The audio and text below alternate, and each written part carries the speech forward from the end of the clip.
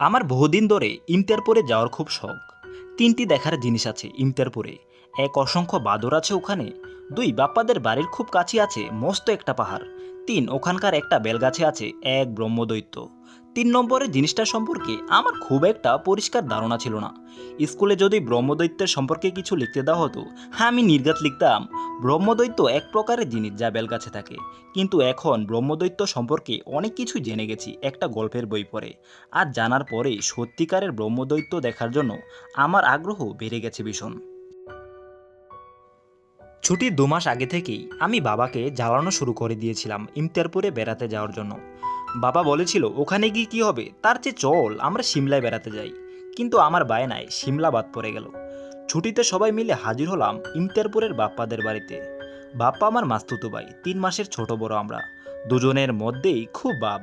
বাপ্পারা কলকাতা এলেই আমাদের বাড়িতে ওঠে। তখন একসঙ্গে দুটো কাজ চলে: এক, কলকাতা দেখা; দুই, ইমতিয়ারপুরের গল্প শোনা। ইমতিয়ারপুরে এসে আমি বাপ্পাকে বললাম, এই কোন গাছে থাকে রে? কে? কে আবার? ব্রহ্মদত্তি। সে তো ওই দূরের এক আমবাগানে।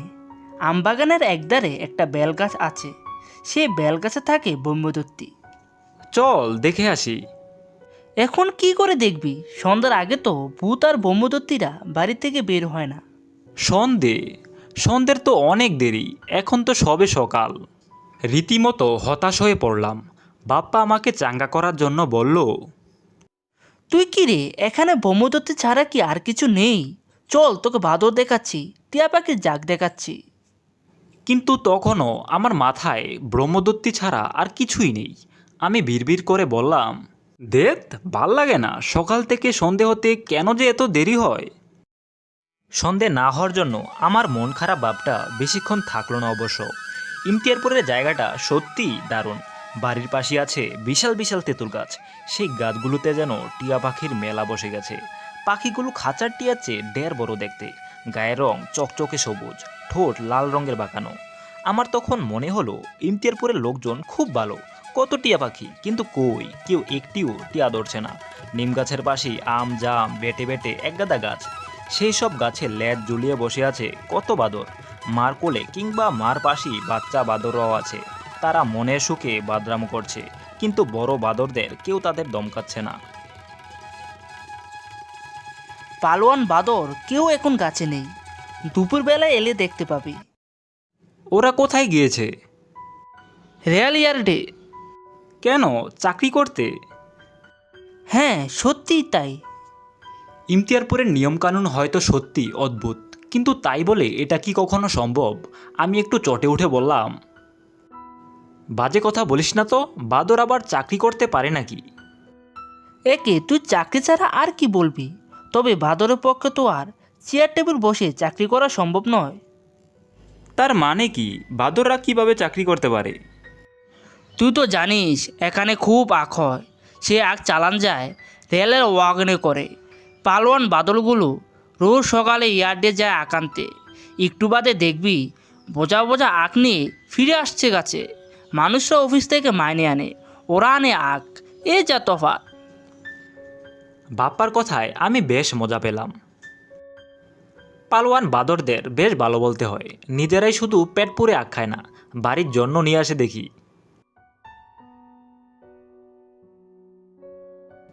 বাপ্পা গল্প বলতে বলতে জুপ করে সন্ধে নেমে গেল। আর সন্ধে নামতেই আমি বিছানা ছেড়ে এক লাফে উঠে পড়ে বললাম, সন্ধে হয়েছে, চল এবার ব্রহ্মদত্তি দেখতে যাব। গল্পের মধ্যে দুম করে ব্রহ্মদত্তি কথা বলায় বেশ বিরক্ত হয়ে উঠল বাপ্পা। তখন সে বলল, তোর খালি ব্রহ্মদৈত্য আর ব্রহ্মদৈত্য, ও ছাড়া কি এখানে আর কিছু নেই? না না, তা বলছি না, ব্রহ্মদত্তি দেখে এসে আবার পাহাড়ের গল্প শুনব। আমার নরম কথায় কাজ হলো। বাপ্পা বলল, ঠিক আছে চল। বাড়ির সামনের অল্প চওড়া রাস্তাটা শুরু হতে হতে মাঠের মধ্যে মিশে গেছে। আমরা দুজনেই হাঁটতে থাকি। কিছুক্ষণ পর আমবাগানের কাছাকাছি আসতেই সন্ধ্যের চমৎকার আলোটা কালো হয়ে গেল। আমরা দুজন ছাড়া এখন আশেপাশে আর কেউ কোথাও নেই। জাকরা আমবাগানের মাথায় চাপ হয়ে বসছিল অন্ধকার। সেই অন্ধকারের দিকে তাকিয়ে গা ছমছম করে উঠল আমার। আমি বাপ্পার জামাটা চেপে ধরে খসখস গলায় বললাম, এই কোনো বইটই নেই তো? কিসের ভয়? না, বলছিলাম কি ব্রহ্মদত্তি যদি চটে গিয়ে আমাদের গাড়টার মটকে দেয়? এটা কি কলকাতা ব্রহ্মদত্ত যে এরকম অসভ্যতা করবে? দেখবি কত গল্প করবে, মগডাল থেকে পাকা বেল পেরে খাওয়াবে আমাদের। আমার এবার সাহস জেগে উঠল। আমবাগানের দ্বারে বেলগাছের কাছে আমরা যেই না পৌঁছেছি অমনি চারপাশের অন্ধকার বেড়ে গেল। আকাশের ঝাপসা আলো ছিল, সেই আলোয় আমি খুঁটিয়ে দেখে নিলাম বেলগাছটাকে। কই, গাছের কোথাও কেউ নেই। গাছের আশেপাশেও কাউকে চোখে পড়ল না। আমি একটু হতাশ হয়ে বাপ্পাকে বললাম, কই রে, তোর ব্রহ্মদত্তি কোথায়? বলার সঙ্গে সঙ্গে বেলগাছের মাথা থেকে কে যেন গম্ভীর গলায় বলে উঠল, ব্রহ্মদত্তি নয়, ব্রহ্মদৈত্য। তারপরেই গাছ থেকে সা করে নেমে এলো আসল ব্রহ্মদৈত্য। চোখের সামনে হঠাৎ ব্রহ্মদৈত্যকে দেখে আমার বুকের ভেতরটা ছাদ করে উঠল। কিন্তু ব্রহ্মদৈত্য খুব ভালো, ও আমার হাতে একটা বেল তুলে দিয়ে মিষ্টি গলায় বলল, তুমি বোধহয় হানিফ, তাই না? আমি ভয়ে ভয়ে বললাম, হ্যাঁ আমি হানিফ। তখন ব্রহ্মদৈত্য হাসতে হাসতে বলল, তুমি তো খুব ভালো ছেলে। বাপ্পার মুখে তোমার অনেক গল্প শুনেছি আমি। তুমি তো ক্লাসের পরীক্ষায় সেকেন্ড হয়েছো এবার। খুব ভালো ফুটবল খেলো, বয়েজ ক্লাবের বিরুদ্ধে হ্যাট্রিকও করেছিলে। আমি ফুটবলের খুব পাগল। ফুটবলের কথায় আমার ভয়টয় উদাও হয়ে গেল। উত্তেজিত হয়ে বলে উঠলাম, রেফারি কিন্তু বাটপারি করে শেষের গোলটা দেয়নি আমাকে, বলে কিনা অফসাইড। আচ্ছা কি করে হয় অফসাইড? বলছিল হাবিবের পায়ে, আমি ঠিক লাইন ধরে ঢুকেছি। বেশ জমে গেল গল্প। প্রথমে ফুটবল, তারপর টেনিস, তারপর ঘুড়ি উড়ানো। এইসবের মাঝে মধ্যে আরো কত মজাদার গল্প। আরো কিছুটা সময় কেটে যাওয়ার পরে বাপ্পা তাড়া লাগালো আমাকে। এবার বাড়ি ফিরতে হবে, কত রাত হয়েছে, চল। বাড়ি ফেরার মুখে আমি ব্রহ্মদৈত্যকে বললাম, তুমি একটু দাঁড়াও তো, গল্পে গল্পে ভালো করে দেখাই হয়নি তোমাকে। ঠিক আছে, ভালো করে দেখে নাও। স্ট্যাচুর মতো দাঁড়িয়ে আছে ব্রহ্মদৈত্য, আর আমি তাকে খুঁটিয়ে খুঁটিয়ে দেখছি। হ্যাঁ, অবিকুল ওই গল্পের বইতে পড়া ব্রহ্মদৈত্যের মতোই দেখতে থাকে। পরনে ধুতি, খালিগা, গলায় দপদপে সাদা পইতে, বেশ সাত্ত্বিক সাত্ত্বিক চেহারা, নিবাস বেলগাছ। কিন্তু একটা বর্ণনা তো মিলছে না। ব্রহ্মদৈত্যের পায়ে থাকে খরম। ওই খরম পায়ে ব্রহ্মদৈত্য পায়চারি করে প্রায়। হাঁটার তালে তালে শব্দ উঠে, খটখট খটাস। আমি হঠাৎ বলে উঠলাম, তুমি বোধহয় আসল ব্রহ্মদৈত্য নও। আমার কথায় ব্রহ্মদৈত্যের কপালে বাজ পড়ল বেশ কয়েকটা। গম্ভীর মুখে ব্রহ্মদৈত্য বলল, তার মানে তুমি কি বলতে চাইছো? গম্ভীর গলার কথা শুনে একটুও ঘাবড়ালাম না। বেশ জর্জরে গলায় বললাম, বইতে পড়েছি ব্রহ্মদৈত্যের পায়ে খরম থাকে, তোমার পায়ে তো খরম নেই। আমার কথায় ব্রহ্মদৈত্যের মুখ একেবারে কালো হয়ে গেল। তারপর কাদো কাদো গলায় বলল, খরমের দুঃখে আমার রাতের ঘুম নষ্ট হতে বসেছে। কি একটা ব্যাপারে অনেকে আমাকে খোঁটা দেয়, কিন্তু কি করব বলো? আমার কি দোষ আজকাল খরমের চল নেই? আমার পুরনো খরম জোড়া ভেঙে যাওয়ার পর খরম খুঁজছি, কিন্তু কোথাও পাইনি। সবাই বলে খরম বানানো বন্ধ হয়ে গেছে আজকাল। ব্রহ্মদৈত্যের কথায় বুঝতে পারলাম না জেনে ভীষণ দুঃখ দিয়ে ফেলেছে ওকে। কোন রকমে নিজেকে সামলে নিয়ে আমি বললাম, ও নিয়ে তুমি একটুও মন খারাপ করো না, আমি তোমাকে একজোড়া খরম উপহার দেব। আমার কথায় জলমল করে উঠল ব্রহ্মদৈত্যের মুখ। সত্যি সত্যি বলছো দিবে? নিশ্চয়ই দেব, 100 বার দেব। আমরা তো আরও 7 দিন ইমতিয়ারপুরে আছি, তার মধ্যে তোমার খরমের ব্যবস্থা করব আমি। ব্রহ্মদৈত্যের কাছ থেকে বিদায় নিয়ে ফিরে এলাম। পরদিন সকাল থেকেই দোকানে দোকানে আমরা খরমের খোঁজ শুরু করে দিলাম, কিন্তু কোথাও খরম পাওয়া গেল না। সব দোকানদার বলে এখানে আর খরম বানানো হয় না আজকাল। কোথায় পাওয়া যেতে পারে সে সন্ধানও দিতে পারল না কেউ। খরমের খোঁজে 6টা দিন কেটে গেল। পরদিন আমি ফিরে যাব কলকাতায়। ব্রহ্মদৈত্যকে খরম উপহার দিতে না পারার দুঃখে আমার ভীষণ মন খারাপ।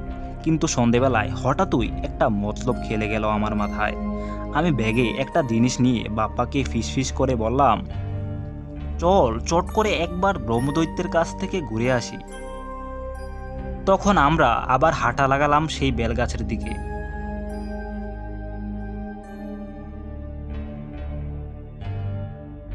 ব্রহ্মদৈত্য আমাদের দেখে খুব খুশি হয়। আমি এ কথা সে কথা বলার পরে ব্যাগের জিনিসটা ব্রহ্মদৈত্যের দিকে এগিয়ে দিয়ে বললাম, এই নাও তোমার খড়ম। এটা তো খড়ম নয়, এ তো হাওয়াই চপ্পল।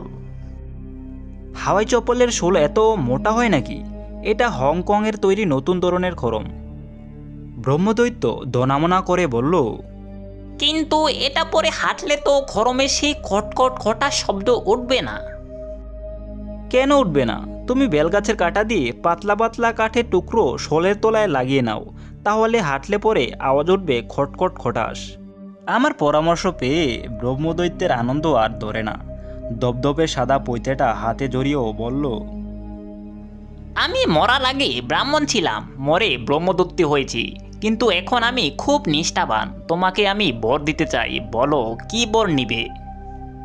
আমি সঙ্গে সঙ্গে বললাম, পরের মাসে বয়েজ ক্লাবের সঙ্গে আবার আমাদের ম্যাচ। ওই ম্যাচে আমি যেন ডাবল হ্যাট্রিক করতে পারি। তথাস্ত, তাই হবে। তখন আমরা দুজনে বাড়ি ফেরার জন্য হাঁটা লাগালাম। পরদিন আমি কলকাতায় ফিরে যাব। সকাল থেকেই গোছগাছ শুরু হয়ে গেল, সব কিছুই হাতের কাছে।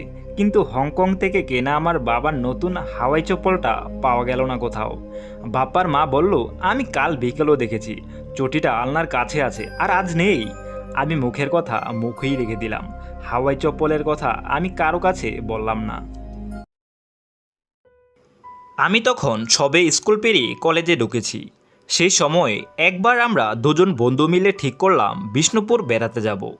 বিষ্ণুপুর তখন এখনকার মতো এত জমজমাট ছিল না।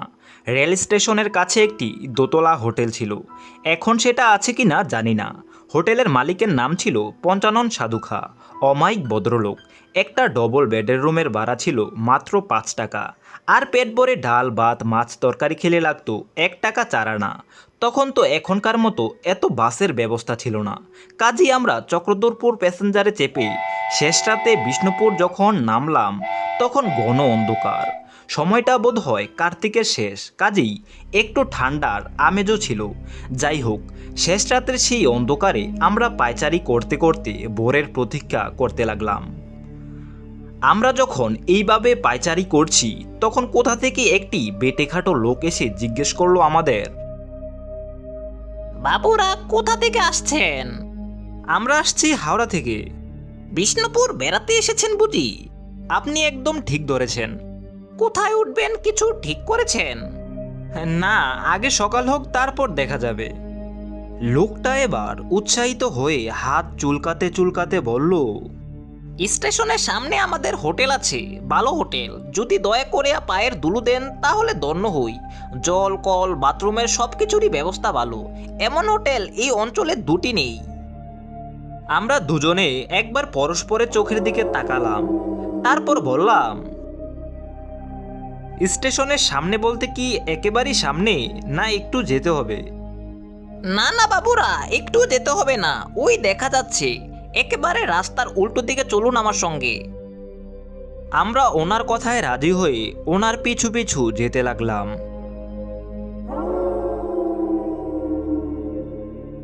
আমরা ওর সঙ্গে স্টেশনের বাইরে এসে সেই হোটেলে ঢুকলাম। হোটেলের মালিক পঞ্চানন বাবু তখন সবে চেয়ারটিতে এসে বসেছেন। আমরা ঘর চাইতেই উনি বেটেখাটো লোকটিকে বললেন, যাও তো হে সিধু, বাবুদের ঘর দেখিয়ে দাও। হোটেলটি ছোট হোক, তবে বেশ পরিষ্কার পরিচ্ছন্ন। আমরা সিধুর সঙ্গে দোতলায় উঠে প্রথম যে ঘরখানি দেখলাম, সেটিকেই পছন্দ করলাম। আমরা অবশ্য ঘরের ভিতরে ঢুকলাম না, বাইরে থেকে দেখলাম পরিপাটি বিছানা, সাজানো গোছানো সুন্দর ঘর। দরজাটা হাট করে খোলা ছিল। চলুন বাবুরা, ওদিকে ঘর দেখাই। কেন, এই তো একটি ভালো ঘর ছিল। এই ঘরটা নয়, এটা 7 নম্বর ঘর। এটা একটু আগে হয়ে গেছে, আপনাদের অন্য ঘর দেখাচ্ছি। আমার বন্ধুর নাম অজয়। তখন সে বলল, হয়ে গেছে মানে? এই ভোরে আমরাই তো প্রথম যাত্রী। তাছাড়া এ ঘরে অন্য কেউ এলে তার কিছু মালপত্র থাকবে। মালপত্র না থাকলেও দরজাটা তো বন্ধ থাকবে। ঘরে লোক নেই, জুন নেই, দু হাত করে দরজা খোলা হয়ে গেছে বললেই হলো। আমি তখন বললাম, তোমাদের যদি বেশি বাড়ার দরকার হয় সে কথা বললেই পারতে, আমরা কি দিতাম না? সিধু আমতা আমতা করে বলল, না মানে আপনারা আমার কথা বিশ্বাস করছেন না। যাই হোক, ঘর যখন খালি তখন আপনারা ঢুকুন। আমার মনে হয় আমি যখন স্টেশনে গেছি সেই সময় ওরা হয়তো চলে গেছে। তখন অজয় বলল, সে যাকগে, আমাদের দরকার নেই। এই ঘরে আমাদের পছন্দ, এই ঘরেই আমরা থাকবো। তুমি যাও, এখন চটপট আমাদের জন্য 2 কাপ চা নিয়ে এসো দেখি। সিধু চা আনতে চলে গেল। একটু পরেই শুনতে পেলাম পঞ্চানন বাবুর গলা, ওই ঘরটা কে খুললো? তা জানি না বাবু, ও ঘর তো খোলাই হয় না, সব সময় তালা দেওয়া থাকে। বাবুদের নিয়ে উপরে উঠি দেখি দরজা একেবারে 2 হাত করে খোলা। ছোড়া দুটো কি ওই ঘরেই থাকতে চায়? আগে হ্যাঁ বাবু। এরপর সব চুপচাপ। আমরা বিছানায় আছোয়া হয়ে সবই শুনলাম। একটু পরে সিধু এসে চা দিয়ে গেল। আমরা চা খেতে খেতে খোলা জানালা দিয়ে বাইরের দিকে তাকালাম। বাইরে তখন অন্ধকার, একটি দুটি করে পাখির ডাক কানে আসছে তখন। খুব ভালো লাগলো পরিবেশটা। চা খাওয়া শেষ করে অজয় বলল, যাই, বাথরুমের কাজটা সেরে আসি এবার। আমি এলে তুই যাবি। এই বলে অজয় বাথরুমের দিকে এগিয়ে গেল।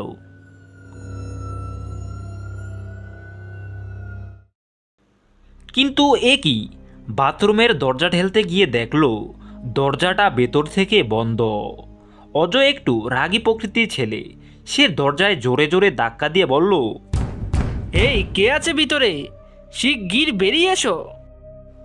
বলার সঙ্গে সঙ্গে একটি লোক দরজা খুলে অজয়ের পাশ কাটিয়ে বেরিয়ে এসেই চোখের পলকে ছাদের সিঁড়ি বেয়ে উঠে গেল। আমরা দুজনেই হতভম্ব। এ কি রে বাবা, এতক্ষণ রয়েছে এখানে অথচ ওর কোনো অস্তিত্বই বুঝতে পারিনি। অবশ্য এমনও হতে পারে যে আমরা রয়েছি বলেই লজ্জায় বেরোতে পারছিল না। কিন্তু যদি অজয় বাথরুমে না যেত, যদি আমরা চা খেয়ে দরজা তালা দিয়ে বাইরে যেতাম, তাহলে কি করতো বেচারা? যাই হোক, আমাদের মাথা ব্যথা নেই। আমরা বাথরুমের কাজ ছেড়ে দেখলাম তখন অন্ধকার দূর হয়ে ভোর হয়ে গেছে। চারদিকের প্রকৃতি বেশ স্পষ্ট দেখা যাচ্ছে। পাখির ডাক আরও বেশি করে শোনা যাচ্ছে তখন। জানালার ফ্রেমে লাল মাটির প্রান্তর আরও ঘন সবুজের শোভা দেখে চোখ জুড়িয়ে গেল। আমরা ঘরে তালা লাগিয়ে বাইরে এলাম। তারপর একটা সাইকেল রিক্সা ভাড়া করে গোটা বিষ্ণুপুর ঘুরে দেখব ঠিক করলাম। রিক্সাওয়ালা 3 টাকার বিনিময়ে সব কিছু ঘুরিয়ে দেখাতে রাজি হলো। তারপর রাসমঞ্চ, দলমাদল কামান, লালদিঘি হয়ে গভীর বনের ভিতরে গেলাম। পিছন দিকের বাগানে এসে অবাক হয়ে গেলাম, সেখানে একটি লোক দাঁড়িয়ে আছে। আমরা যেতেই আমাদের চোখে চোখ পড়তেই হেসে বলল, আপনারা কাল রাত্রে চক্রধরপুর প্যাসেঞ্জারে এসেছেন না? হ্যাঁ, আপনি কি করে জানলেন? আমরাও ওই গাড়িতে এসেছি। কোথায় উঠলেন? স্টেশনের সামনের ওই হোটেলে? অজয় তখন বলল, আগে হ্যাঁ। আমরাও ওই হোটেলে উঠেছিলাম। সিঁড়ি দিয়ে উঠি প্রথমে যে গড়, তাতেই 7 নম্বর গড়। সে কি? তারপর যেই না শুনেছি এই গড়ে একবার একটা খারাপ ঘটনা ঘটেছিল, সেই থেকেই উপদ্রব হয়। অমনি পালিয়ে এসেছি এখান থেকে। আমার বইয়ের আবার ভূতের ভয় খুব। অজয় কিছু জিজ্ঞেস করবার আগে আমি বললাম, চল চল, দেরি হয়ে যাচ্ছে। এই বলে সেখান থেকে চলে এলাম। আর এক মুহূর্ত এখানে নয়, এই হোটেলে আমি আর ঢুকছি না ভাই। এবার বুঝতে পারছিস তো ভোরবেলা বাথরুম থেকে কে বেরিয়েছিল? অজয় চমকে উঠে বলল, তাই তো, ওর কথা একদম ভুলে গিয়েছিলাম রে। তবে আমরা হয়তো ভুল কল্পনা করছি। ওই লোকটি ভূত না হয়ে মানুষও তো হতে পারে। আমার মন কিন্তু অজয়ের এই কথায় সায় দিল না। আমার ভূতের ভয় খুব, তাই ভয়ে বুক টিপ টিপ করতে লাগলো আমার। আমার বেশ বেলা পর্যন্ত চারদিকে ঘুরে হোটেলে এসে খাওয়া দাওয়ার পর ঘরের দরজা বন্ধ করে একটা ঘুম দিলাম। বিকেলবেলা ঘুম থেকে উঠে দেখলাম হোটেলের অন্যান্য ঘরে আরও অনেক যাত্রী এসেছে। দেখে খুব আনন্দ হলো। আমরা চাটা খেয়ে আশেপাশের লোকেশনগুলো আরও একটু ঘুরে দেখতে গেলাম। সন্ধ্যের পর হোটেলে ফিরে এসে রাতের খাবার খেয়ে অন্য ঘরের দু একজন ভদ্রলোককে ডেকে এনে মেতে ওঠা হলো জোর তাস খেলায়। আমি অবশ্য তাস খেলা জানতাম না, তাই সেখান থেকে ফিরে এসে শুয়ে শুয়ে গল্পের বই পড়তে লাগলাম। কয়েক ঘন্টা পর তাস খেলা শেষ হলে ওরা সবাই শুতে চলে গেল।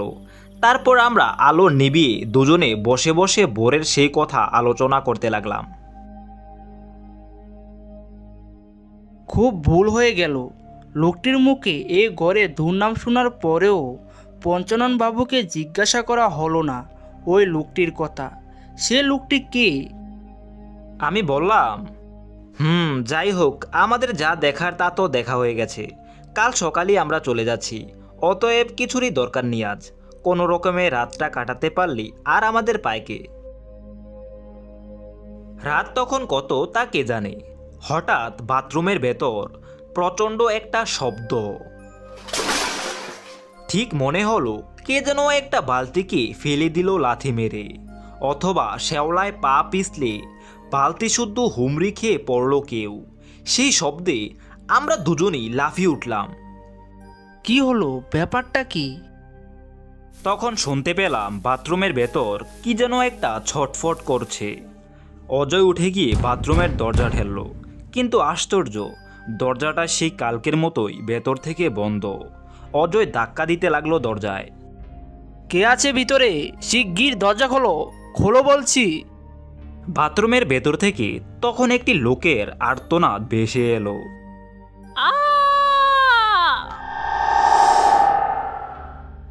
আমরা দুজনেই একসঙ্গে গায়ের জোরে বন্ধ দরজায় ধাক্কা দিতে লাগলাম। হঠাৎ দরজাটা খুলে গেল দু হাট হয়ে, আর তারপরেই যে দৃশ্য চোখে পড়ল তাতে দুজনেই শিউরে উঠলাম। দেখলাম বাথরুমে হুমড়ি খেয়ে পড়ে আছে একটি লোক। গার মনে হচ্ছে ভেঙে গেছে, পা দুটো বেঁকে মোড়ে স্থির। অজয় ছুটে গিয়ে লোকটিকে টেনে তুলতেই আমরা বিস্ময়ে হতবাক হয়ে গেলাম। এ তো সেই লোকটি যাকে সকালে বাথরুম থেকে বেরিয়ে যেতে দেখেছিলাম। সে দৃশ্য বেশিক্ষণ দেখতে পারলাম না। আমরা বেরিয়ে এলাম ঘর থেকে। বেরিয়ে এসে চেঁচামেচি করে হোটেলের সবাইকে ডেকে তুললাম। পঞ্চাননবাবুকে ডাকলাম। আমাদের কথা শুনে পঞ্চাননবাবু বললেন, কি আর বলি বলুন আপনাদের, এ ঘর তো আমি দিতে চাইনি, আপনারাই জোর করে নিলেন। বছর 2 আগে এক দম্পতি এখানে হানিমুনে এসেছিলেন। একদিন রাতে হঠাৎ এক দুর্ঘটনা হয়ে গেল। মাঝরাতে একটি লোক বাথরুমে ঢুকেছিলেন, তারপর সম্ভবত পা পিছলেই হুমড়ি খেয়ে পড়ে যান। বাথরুমের দরজা ভেতর থেকে লক করা ছিল। সে থেকেই এই ঘরে কেউ থাকতে পারে না, আমরাও কাউকে ভাড়া দেই না। এটা সব সময় তালা দেওয়া থাকে, কিন্তু কাল ভোরে কে যে তালা খুলল কিছুই বুঝতে পারলাম না। যেই খুলুক, আমরা আর থাকিনি। আমরা পঞ্চাননবাবুর টাকা পয়সা মিটিয়ে দিয়ে পরদিনই বিষ্ণুপুর ত্যাগ করেছিলাম।